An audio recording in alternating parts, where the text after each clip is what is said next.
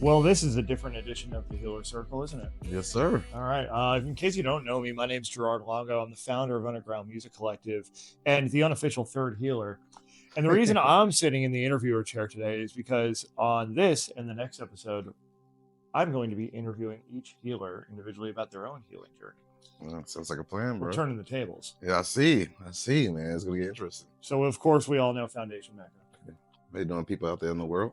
And so I have a question I want to ask you right off the bat here. Yeah. Are you ready? I'll stay ready, so I gotta get ready. Yeah, right. Exactly. Preparedness meets opportunity. Yes, sir. No such thing as luck. Nope. So what conversations about healing took place throughout your childhood and the environments that you were in? Authentically speaking, there was no conversation about healing growing up. It was, it was kind of like get over it, on some tough love stuff, or it was like some dirt on it. Yeah, or figure out yourself, Mm-hmm. I mean, we had love, but it wasn't like open dialogue about healing or what does that look like. I mean, that's kind of like, prominent within, especially the underserved community, the Black community, where we're actually talking about healing because we got a lot of trauma. And there's people in America, period, people got a lot of trauma, and not really, there's a lot of conversations about it when you're growing up in a single mom household. Mm-hmm. She's trying to figure it out. She's dating different men, trying to figure out who's going to be the one.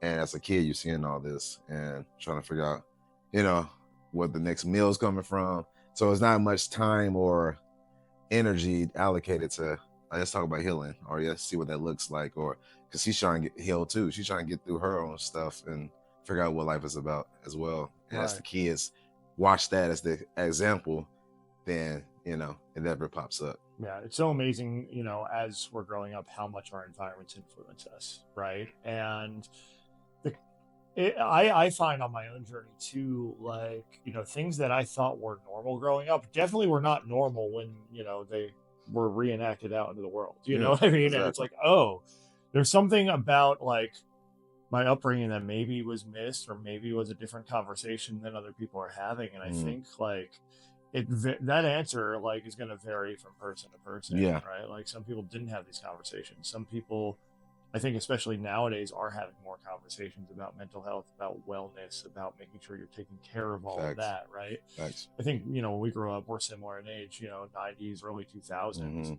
especially among men, there weren't these conversations at all. Or representation of it. Right. And like you were kind of like weird if you talked about it a couple decades ago. Yeah. And now it's like coming more and more into the vernacular, which of course we both recognize as a good thing. Yeah, for sure. And, let's hope that continues.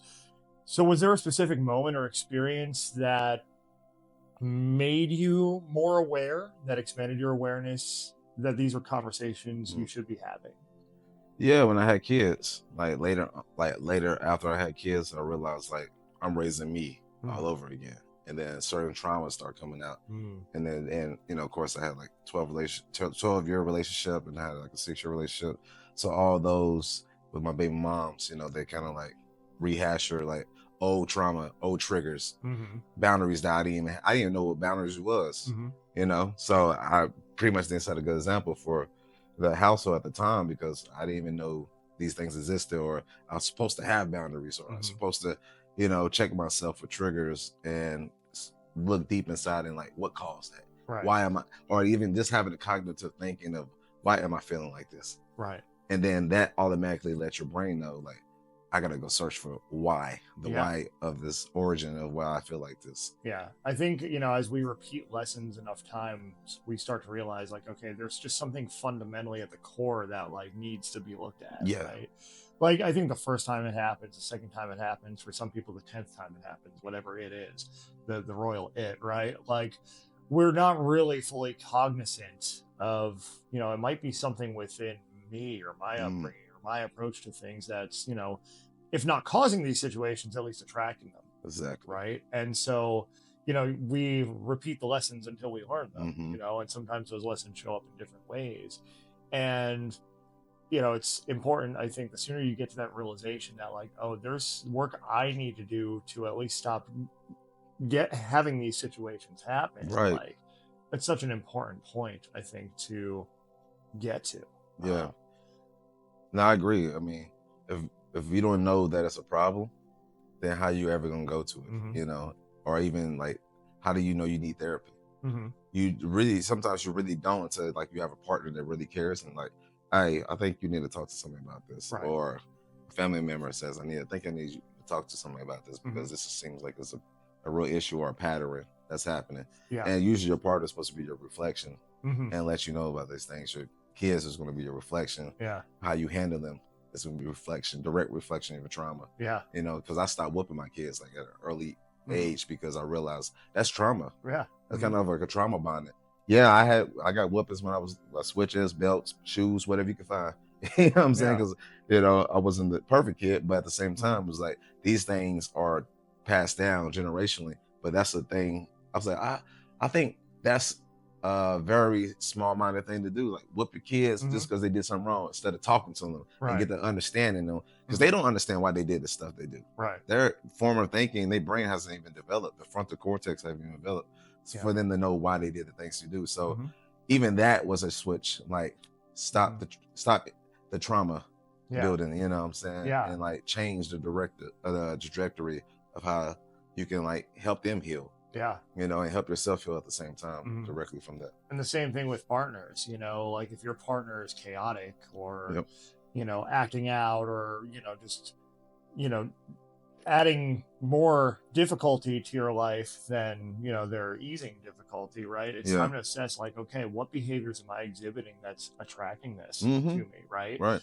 Because that once you've done the work, like I think it becomes a lot easier to just be like, okay, these are my values that I'm not going to step outside of, and like this is the expectation for behavior, these are my boundaries. I agree. Yeah. But if you don't know your boundaries, if you haven't developed that expectation for behavior, then it's going to be a lot easier to let people, things, situations in that just aren't aligned. I agree. Yeah, especially if you like come from a household where it's always some type of trauma, always some kind of like chaotic things going on. You won't realize who you actually are until you move under from the roof and then start evaluating yourself. Like, oh, my mom used to do this, because I grew up in a, you know, predominantly woman household. Like grandmama, of course, my granddad was there, but my mama was there, my aunties.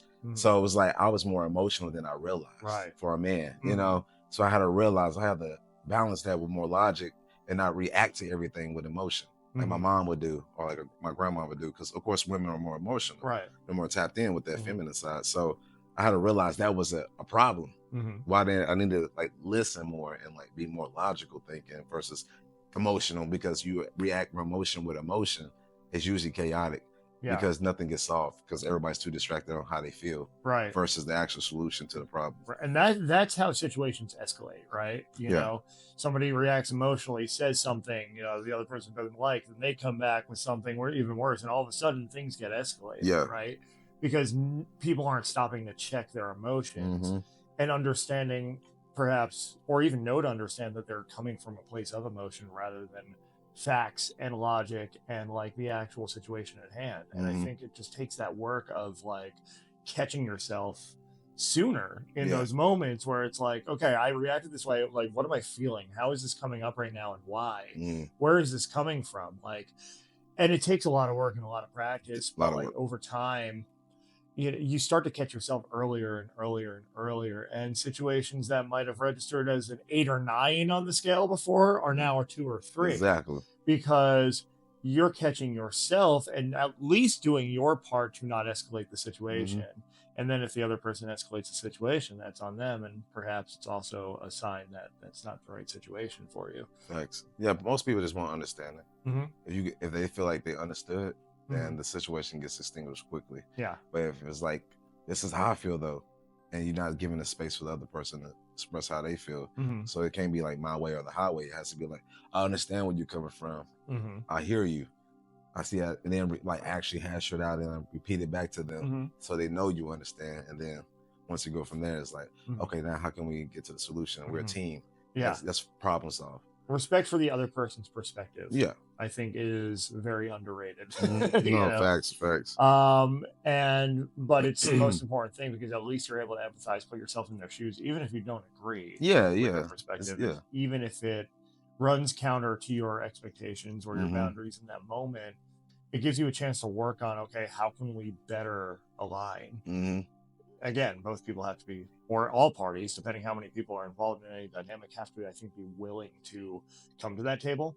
It gets more complicated as more people get involved, but still such an important thing to consider is like, okay, how can I show up my best to this situation, and invite the other person to do the same. Exactly. Facts. I agree. So growing up in the South, how has Nashville influenced your healing journey, your approach to it, the conversations that you have based on your upbringing, but also based on how you've seen the region develop around you? Well, this is Music City, right? So, and I'm a musician, and music is my healing tool that I use, and it's my healing property. Not just only but indirectly or directly heal other people, but heal myself first and foremost. But the development around me as far as environment, very instrumental, man. I mean, that's everything that made me who I am. If I grew up anywhere else, I'd probably be a whole different being, a whole different animal. I feel like Nashville is very competitive based on musicianship. I'm a very competitive person by nature. Yeah. So that helps me sharpen my sword even more. And it's super collaborative where I can feed off other people and come up with stuff I would never come up with different ideas, concepts, lyrics, music, sonically, how we'll react. And then also, if I spread the movement, put out the word hill hop, how would people receive that? If I put it in the other place, you probably wouldn't have the same reaction or direct response. Right. For people wanting to carry that flag as well and relate to it and identify with it. Yeah. Especially musicians, So I feel like this is a cesspool of musicians from all over the world to come here to actually develop their career and sharpen their sword, training, basic training in the sense of musicianship. Yeah. I look at Nashville similarly. It's kind of like the proving ground, the training ground, so you can then go out and conquer. And I think that's so counter to how a lot of people view Nashville. Yeah. Right? They think, I'm going to go to Nashville and busk on Broadway and someone's going to whisk me away to a record deal. Yeah. This is where the work starts. Literally. You find out how much you don't know about the music industry. Right. Because they don't say it's music business city, what it's really what it is. Yeah. It's music city to the outside looking in, but inside looking out, it's music business city. Yeah. And I think there's so much value, because most people come here from somewhere else, right, to pursue the thing. There's so much value in honing your chops back home. But when you come here, it's okay, it's your first day in the major leagues now. You got called up from the minors, you're in the show. Now you're just going to be here for a cup of coffee, or you're going to the All-Star game in the Hall of Fame. And that is a different conversation, because that is contingent upon how well you show up every day, how well you show up for yourself every day, and for the art and for your community as well. And, I think these conversations about, keeping ourselves centered and well and finding healing are so important, because this is such a journey that stretches you not just professionally but personally. And we see that, I think, coming through, more in the music landscape in general, but definitely more and more in the hip hop genre, going toward these topics of healing, of betterment, of being community minded, right? And so for you, as somebody who's been in the game for a while and has seen that evolution, what have you witnessed as far as that shift, going from maybe the hip hop of the 90s, the 2000s to now? People are really taking on some pretty weighty topics in their music. I think everything is reflective of society, right? And so you can tell anywhere you go the standard and the status of the society based on their music, because it's a direct reflection of the society. The music is, but it speaks louder. Music transcends all things. So I say the transition is more so okay, if society is having you know, to face their trauma, having to face all their accountabilities, all their things, all the things and the seeds they planted from years and years and years ago, especially America. Yeah. Then we like facing it now.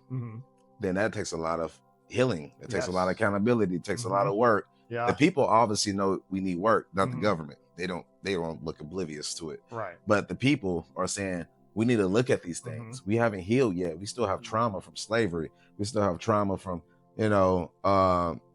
ethnic cleansing. We still have trauma from all these political topics, right? So religious topics too. Yeah, religious topics as well. So if the people are saying that we need to take a look at mental health in this country, or the world is saying that, then the music is going to directly reflect that, and it will be like sparks of flames that other people seeing that needs to be said on the track instead of just in conversation in the living room or a conversation in a safe space or a brave space. So there's going to be more people like saying hip hop, or more people saying let's heal through the music, or more people saying let's focus on mental health through the music. And mental health has always been in the music.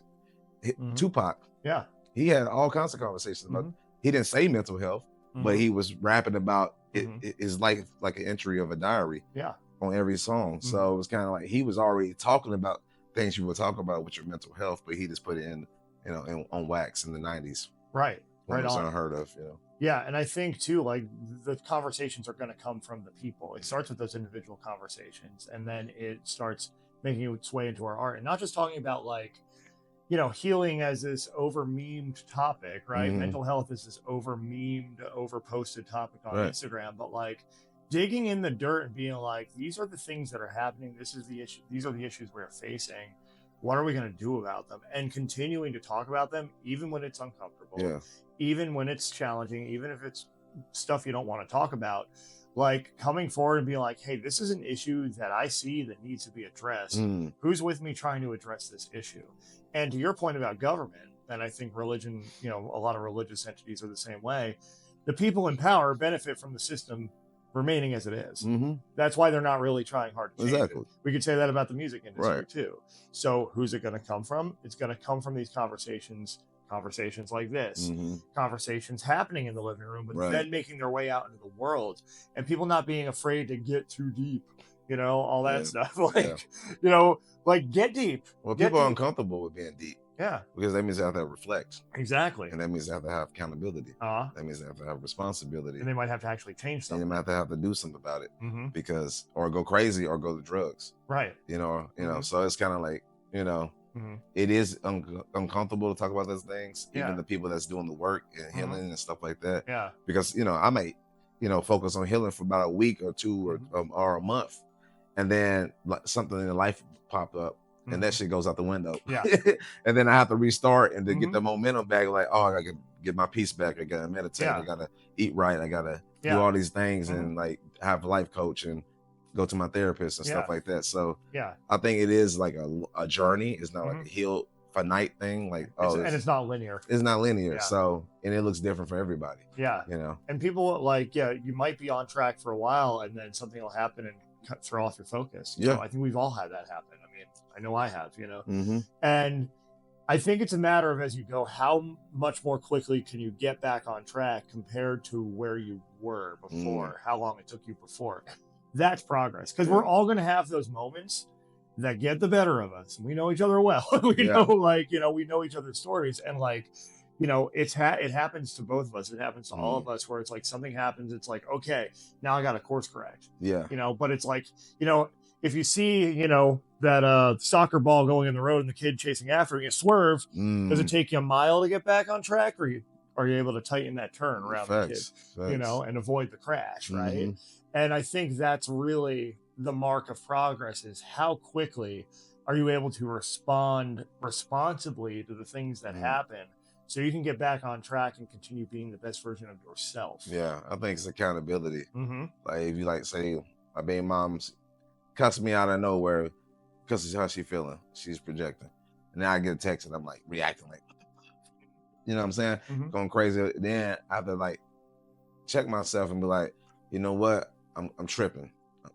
I reacted too crazy. I did too much right there. I should have just, thought logically, like, okay, maybe she got some stuff going on. Maybe I don't even like need to, ingest indirect myself in this conversation. Right. Maybe she just needed to, you know, air it out or whatever. Yeah. My old self be like, it's on. Yeah, it's on. Yeah, exactly. So, but which leads to more drama. You know what I'm saying? So it doesn't really nip it in the butt. It doesn't do nothing for me. It doesn't do nothing for her or whatnot. But I think it's the accountability to how to redirect from going from a mile back to, you know, where you were, or, you know, doing a quick, like, little shortcut. I'm like, all right, we're back on track now.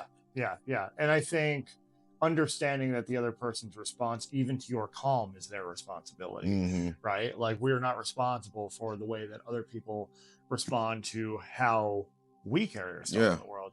If we're coming from a good place and we're doing it for the right reasons and we're trying to do it for the best of the relationship as a whole, the dynamic as a whole, that's all we can do. We're keeping our side of the street clean at that point. Exactly. And if somebody else wants to launch in, or somebody else wants to take it a certain way and react and try to bait us into a reaction, that's on them. Yeah. You know, and again, you know, I've recently dealt with situations like that myself, where it's just like, okay, I have a choice here. I can escalate this, or neutralize it. And sometimes your neutralization efforts just don't work, and that's fine. That's still not a reflection. That's when you have to start setting boundaries, like, you know, just prevent those collateral damages. You know, you just have to, like, okay, the next situation that even remotely looks like this, we got to start putting you know, some boundaries up and some guardrails. That way it can't even get to that point. Like, if this is the energy you're gonna bring, and it's not productive, don't bring it at all. And usually people tell you who they are if you listen, you know. So you can kind of, like, okay, I know how to, you know, react to this situation. But by having those personal standards and boundaries for conduct, that gives us that framework, that blueprint to work from. And that's self-love. Boundaries is not like, you know, or a bad thing. It's just more like, I value myself. I value my peace. I want to protect my peace. And if I have these guardrails up, so you don't swerve in my lane, and that's what it is, you know, only because, you know, I don't want to drive myself insane based on what you got going on. Right. I mean, and we all have bigger fish to fry to not get swept. Exactly. We got goals and missions and all that stuff. Side missions. So let me ask you this. How do you protect your peace? I mean, and as an artist, as an emerging artist, you know, who's been in the game for a while, who's got hands in all these projects, like, you're a public figure. How do you protect your peace while also remaining that accessibility, that accessible, that visible, that out in the world, you know, because there's a lot of energy always coming at us, you know, in this space and in this industry, and a lot of people who sometimes tend to want something, right? How are you able to filter it so you stay centered? Sorry, probably the only cuss word I'm saying is, but stay the fuck out the way. Literally, stay the fuck out the way. Not be like, mind my own business, like, kind of do me. What I mean by that is just like, if I know I got goals in sight, I can't really spare a lot of time for a lot of stuff that's going to pull me away from my alignment. If it's things that pull me away from alignment because I'm doing my goals every day, or doing my goals every other day or every other week or whatnot, then I can kind of see, like, oh, is this good for me? Is this bad for me? Is this associate, or just as a real friend, or just is this an artist I want to collaborate with, or is this, you know, bullshit, or is this a show I really need to do? Or, you know, my homie back in the day told me a dope thing. He was like, it's not the shows you do, it's the shows you don't do. Because and I had a lot of shitty shows, because I did this one thing where I was like, I'm gonna do every venue in Nashville, like right before COVID. And I did, and it sucked because I was too saturated. I saturated myself. But I realized a point in lessons, like, it ain't the shows you do, it's the shows you don't do. Because if you do every show, that means 9 times out of 10, you feel fast, but at the same time, you stretch yourself too thin. You're not nothing surprising. You're not holding your value. You need to hold your value. So that's how I protect my peace, is about knowing my value and holding my value, where I'm like, I'm not going to sell myself short for anything, you know? And because you're on a mission, and when you know where you're going, it's a lot easier to say no to the things that are going to take you somewhere else. Man, no is the most powerful word, bro. I swear the power of no is, like, underrated. Because if you say yes to everything, you're basically saying, I don't have any value for myself, and I'm for everybody. And if you're for everybody, you're for nobody. I have two final questions for you, sir. Thanks. First question is, who has been most instrumental to your healing journey? Can be a personal contact, professional. I would say, man, to be honest, myself. I have to wake up every day, self-talk, positive self-talk myself. I have to look in the mirror at myself and say those affirmations. I can make you a believer. Exactly. I have to make songs like that. Yep. And it's like self-affirmations on wax because it's more powerful with music, right? Yeah. So words and music is the most powerful thing in the world. So I think me reminding myself that I have to do the work. Me reminding myself, you know, when I'm with my kids, like I am raising myself over twice, you know, which is like a weird thought, but it's like I actually am. I actually changing the trajectory of how I was raised and making it, you know, worthwhile for them, so they don't have to go through the trauma I went through, so certain stuff. So I would say I had to hold myself accountable, and if I'm gonna hold myself accountable doing the bad stuff, I gotta hold myself accountable doing the good work as well. So going back to the inner child, just to wrap up here, if you could go back and speak to a younger version of yourself, what would you tell Little Foundation about the healing power of his own voice and his own story? I would say you're super important. You are bringing heaven to earth. You are the gateway. You are the stargate. You are powerful beyond measure. You are a God. You deserve to be loved. You deserve to be valued. You deserve to be protected. And you can do anything, literally anything. Love it. Foundation Mecca, one half of the Healerz. Yeah. I don't know how to close an episode. That's not my own. So see you later.